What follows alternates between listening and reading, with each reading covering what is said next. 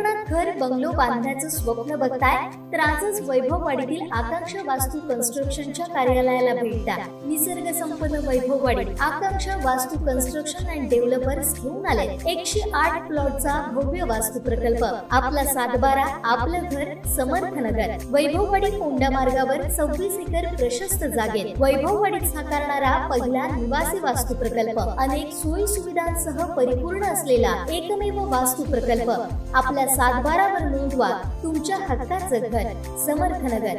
तुमच्या स्वप्नातलं घर आता प्रत्यक्षात उतरणार। आजच आमच्या साईटला भेट द्या।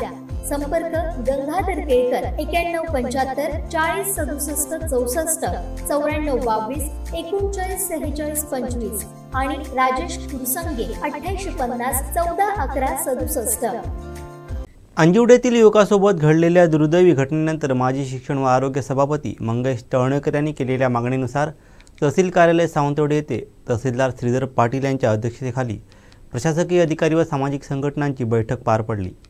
यावेळी नगर परिषद व महावितरणला शहरातील धोकादायक व जीर्ण झाडांचा अहवाल सादर करण्याचे आदेश त्यांनी दिले। तर मंगेश तळणकर यांनी झाड पडून दुर्दैवी मृत्यू झालेल्या 15 कुटुंबाला शासनाकडून मदत देण्यासह त्यांच्या कुटुंबियांना 2 सदस्यांना शासकीय सेवेत सामावून घ्यावं अशी मागणी केली। तहसीलदार साहेबांनी बैठक लावली, सर्व अधिकाऱ्यांची संबंधित अधिकाऱ्यांची बैठक लावली व जे झाड पडलं होतं ज्या 2 मुलांवर दुर्दैवी अंत झाला त्यांची परिस्थिती ही अतिशय गंभीर आहे। एक म्हणजे एवढी परिस्थिती वाईट आहे की ते आता एक मुलगा तर त्यातला गोव्याला काम करून हॉटेलमध्ये इकडे येऊन सकाळी कॉलेज करत होता। दुसऱ्याची पण परिस्थिती एकदम गंभीर आहे ना, त्यांचं काय प्रॉपर्टी आहे। मग आम्ही प्रथम 1 नंबरची मागणी आम्ही केलेली आहे साहेबांकडे की शासनाकडे जवळ तुम्ही आमची ही म्हणणं मांडा किंवा म्हणणं आमचं पाठवा। ती पहिली मागणी जी आमची आहे ती त्यांना सेवेत दोघांच्या कुटुंब वारसातील एकाला सेवेत घ्यायचं। दुसरी मागणी जी आमची आहे ती त्यांना 50-50 लाख 4 आणि 5 लाख रुपये देऊन ते काय त्यांचं हे होऊ शकत नाही। तरुण ऐन उमेदीत असणारी मुलं आहेत ते उद्या भविष्यात त्यांची किंमत 4-5 लाख रुपये शासनाने करू नये, त्यांना 50-50 लाख रुपये प्रत्येक कुटुंबात द्यावे ही आम्ही त्यांना विनंती केलेली आहे। त्याप्रमाणे साहेब आता कलेक्टर साहेबांशी बोलतो म्हणून सांगितलं किंवा आपण ते प्रस्ताव पाठवतो म्हणून सांगितलं।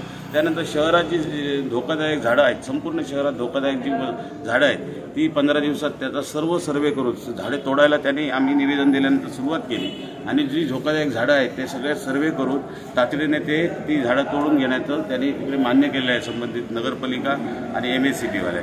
तसंच त्यांनी ही जबाबदारी निश्चित करत नव्हते ते, मग त्यांना तहसील साहेबांच्या निदर्शनाला मी आणून दिलं की भेडलामाळा 100-200 वर्षापूर्वीचं झाड होतं आणि त्याच्या खाली बरोबर तुम्ही पोल बसवला आणि खाली पोल बसवल्यामुळे तो भेडलामाळ जो आहे तो त्या पोलवर पडला आणि पोलवर पडल्यामुळे ते वायरी किंवा त्या पोलाच्या खाली ती मुलं चिरडली गेली।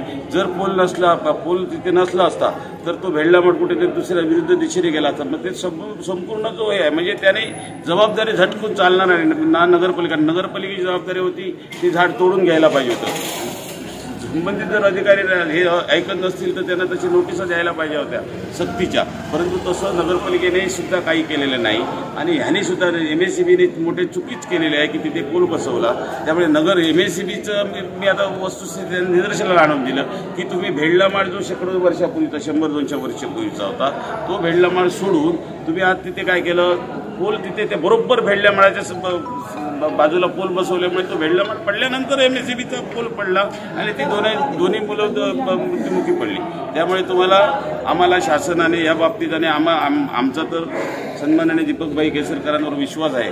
त्यांनी पहिल्याच दिवशी खूप खटपट केली, सगळं त्यांच्या नातेवाईकांना वगैरे मदत केली, त्यांना पैसेही डिक्लेअर केले। पण माननीय दीपकभाई केसरकरांना मी एक विनंती करेन त्यांच्या संपूर्ण सावंतवाडी तालुक्याच्या वतीने आणि आमच्या विठ्ठल रखुमाई शेतकरी संघटनेच्या वतीने आणि मी त्यांना तर सांगेन की ते मुलांना बाई 4-5 लाख रुपये तुम्ही जे घोषित केले ते काय पुरणारे नाहीत, तर तुम्ही एक वजनदार CM साहेबांचे जवळचे चांगले मंत्री आहात आणि आमचे सावंतवाडीचे आहात। तुमच्या शहरात म्हणजे तुमच्या तालुक्यात तुमच्या मतदारसंघात शहरात हा अपघात घडलेला आहे, जेणेकरून संपूर्ण जिल्ह्याला एक मॅसेज तुम्ही द्यावा की त्यांना 50-50 लाख रुपये शासनाकडून डिक्लेअर जाहीर करून द्यावेत ही कळकळीची विनंती। आणि आम्हाला गॅरंटी आहे दीपकभाई हे काम आमचे करतील. दुसरी महत्त्वाची गोष्ट आहे की जो पोल पडलेला आहे, मोडून पोल पडलेला आहे, तो पोल पडलेला आहे त्या संदर्भात त्यांचे आम्ही सांगितलेलं आहे MSCB आणि नगरपालिका यांना जे सांगितलेलं आहे की त्यांच्या नातेवाईकांना समाविष्ट करून शासकीय सेवेत तुम्ही घ्या. त्या पद्धतीत त्याने शासकीय सेवेत दीपकभाई त्यांच्यासाठी तातडीने प्रयत्न करावा. अन्यथा आमचं 25ला जो मोर्चा निघणार आहे, शेतकरी आक्रोश मोर्चा सावंतवाडी तहसील कार्यालय, तो निघणार आहे. त्यापूर्वी आम्ही भाईंना विनंती करतो की संपूर्ण आज जिल्ह्याला एक मेसेज जावा की सावंतवाडीचे आमचे आमदार भविष्यात अशी काय घटना घडल्यानंतर नेहमी धडाडीने त्यांना मदत कार्य करत असतात. त्या पद्धतीने त्यांनी 50-50 लाख रुपये शासनाजवळ मिळवून द्यावेत आणि त्यांना प्रत्येक कुटुंबातले त्यांच्या घरातील एक व्यक्तीनं शासकीय नोकरीत समाविष्ट करून घ्यावी, आमची कळकळीची दीपकभाईंना विनंती आहे. आमचे दिवसभरातले सर्व अपडेट्स, ताज्या घडामोडी आणि थेट लाईव्ह पाहण्यासाठी सबस्क्राईब करा, लाईक करा कोकणचं नंबर 1 महा चॅनल कोकण 7 लाईव्हचं YouTube चॅनल.